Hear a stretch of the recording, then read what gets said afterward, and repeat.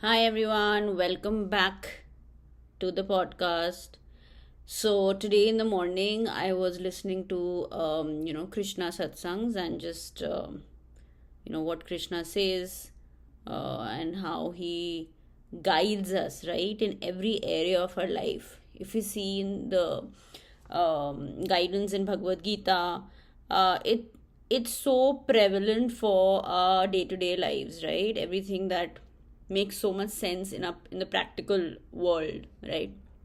So something I heard about change today, and I thought, oh my god, this is so.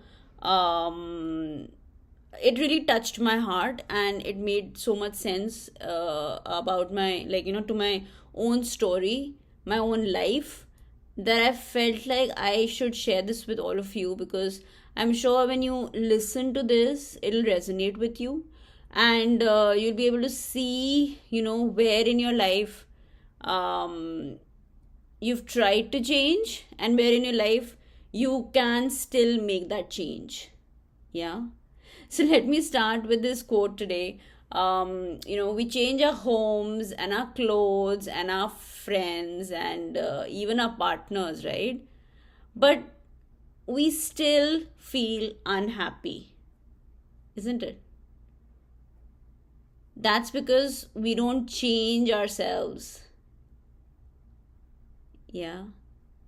How many times have you thought, if I just move to a new city, get a new relationship, or switch jobs, I'll finally feel at peace?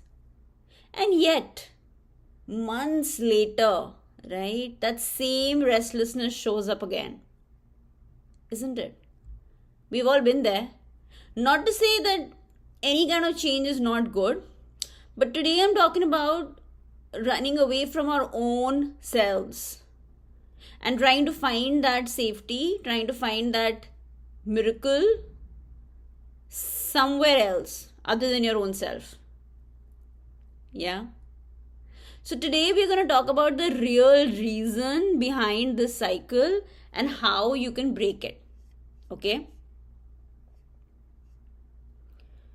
So when we move into, say, maybe a new house, okay, at first it feels exciting, right? New place, new walls, new decorations, new people, new trees, right? New smells. Yeah. But have you noticed that once the mundane starts to set in, right? You can look out of the window and you look at the same tree, right? You see the same people roaming around. You get into a routine. Yeah, your bed, it's the same bed. Your bathroom, you get familiar with that. Yeah. And it's the same coffee every day, right? And then what happens? The same old patterns start to creep in, isn't it? So you open your wardrobe and you have new clothes today, right? But the same insecurity begins to crop up. Yeah. You've had a massive fight with your partner. You've moved on. You've moved to a new relationship. Yeah. But after a few months, the same communication breakdowns come up. Yeah. You move cities, you move to a new job, and everything, you make new friends, and now you have new commitments, new projects, new office setting, maybe a better coffee in this new office, right?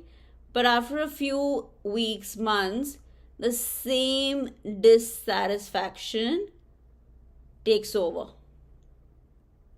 Yeah. Why does this happen? Why does the same thing, same feelings crop up again and again and again? You can even move countries, by the way. You can move anywhere on this planet. Yeah. That's one of the reasons for that is actually because we are trying to outrun ourselves. Okay. So, external change, no doubt, can be supportive, But it's never enough without inner change. And that's what I want to talk about today. Because I myself have been a runner for, like, the beginning years of my life, and my 20s, before my dad passed away. It was very hard. So what's flight is also running, right? And flight is a trauma response to something that you're not able to manage, for something you're not able to face. And in order to protect your own self, your sovereignty, your body, your mind, all of that, your reaction is to run. Yeah. So when I finished my college, and I was still dealing with a lot of uncertainty, right? What would life be after that? And there were a lot of support systems that were taken away, and I just felt it was very raw, very real for me, yeah, to be able to face the world. And then my father was going through what he was going through. And it's funny that when I was in the US then, and then I moved back to Delhi, and then when I was with my dad. And even then, when I was there with my dad in Delhi, there also there were heartbreaks just looking at him, right? Just whatever he was going through, yeah. And obviously, always wanting to be the savior, yeah, and then giving up, and then again running away, right? And so I moved a lot, in those days, from here to there, and it was not easy, right? But it was only when he passed away, and I was kind of forced to stay in one place and then kind of figure out my life, is when I decided that I can't run anymore. I have to face my life. I have to look into the eyes of my current reality. And if I keep running away, I'm never going to learn. Yeah. I'm never going to learn the lessons. I'm never going to grow roots. I'm never going to be stable. And I'm never going to be able to live with myself. Because when we are running away, folks, and running away is one example, right? There can be so many trauma responses. We are actually running away from ourselves, because somewhere inside, this fear of not being able to face the world, this fear of failure, this fear of deep insecurity, is what requires our attention. That's where the work needs to be done. And then wherever you go in this world, whatever you do, you will always have that anchor within you, because that change has already happened inside of you. Yeah. Because why do we avoid inner change? I completely understand, the process. I completely understand people wanting to run away from it. But because I've been there, right? It's because of fear of facing our shadows. What will happen? Maybe it'll be too dark for us. Maybe it'll be too ugly. Maybe, it's too painful. Yeah. And somewhere we also become very familiar with blaming our circumstances, yeah. Because it's easier to say the city is toxic, yeah. It's easier, for me, it was easier to say that I just can't see my dad going through what he's going through, yeah. Or, it's easy to say that my partner doesn't get me, yeah. All of this is easier to say than to ask, what within me keeps recreating this? Yeah. Because, the funny part is, folks, that when I was going through all of this, I actually moved back here to the US, and I was working here. And you will not believe the toxic work environment that I was in.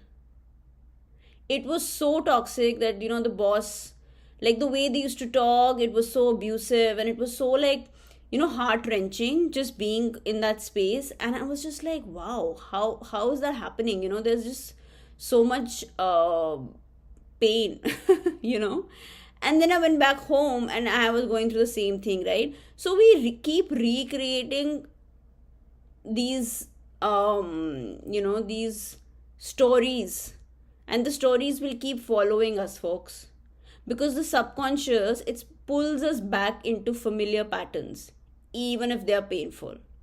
Remember, I told you about inner child, and I told you about how the stories that develop in that earlier days or years are the ones that, even if love was painful there, our subconscious feels that love is painful. I mean, that's the story, right? And so it we need to work on breaking the pattern. Otherwise, those same experiences will keep coming back to us again and again and again. Yeah. So, a very interesting and important question for all of you would be to ask, what's that common thread in all your struggles?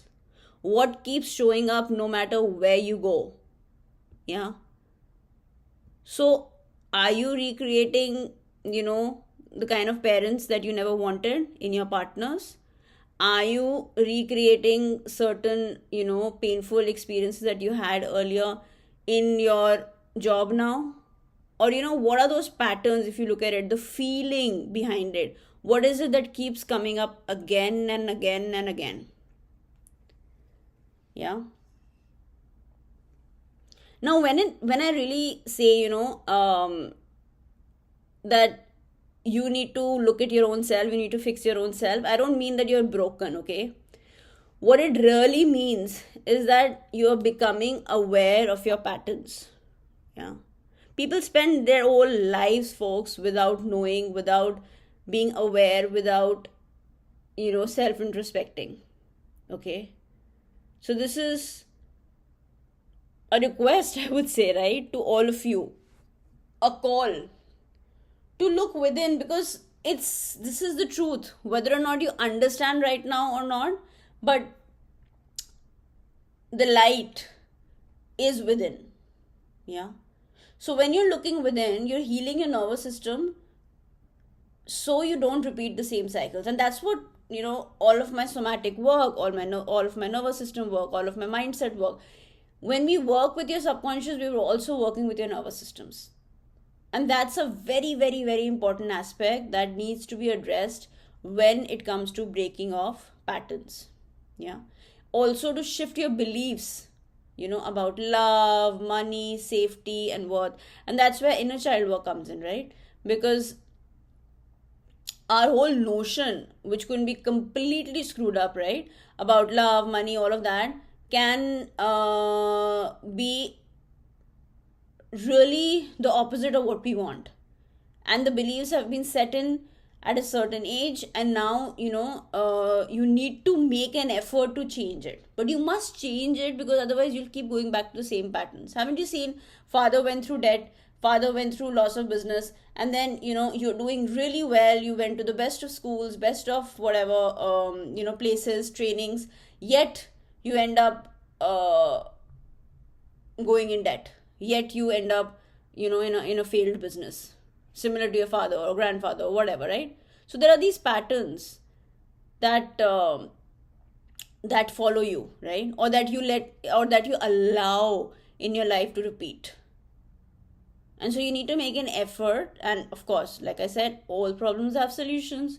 So you need to look within you, find your pattern, and then if it's a pattern that doesn't serve you, you need to break it and you need to recreate, something that you really want.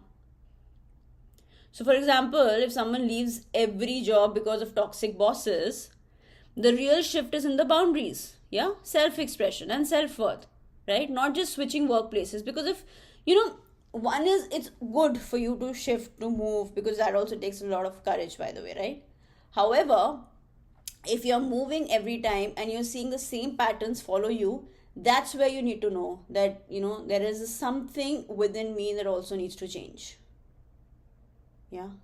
So what's that one repeating pattern in your life that no move, no outfit, no circle of friends has solved? Think about it. Some of these things are really deep, okay, and some of these things can be really triggering. So be compassionate with yourself, work with a healer, work with a coach, yeah, work with a therapist. And that support is needed for you to be able to unearth certain layers, to be able to go deep within. Yeah. And sometimes you can do it on your own, and sometimes you need help.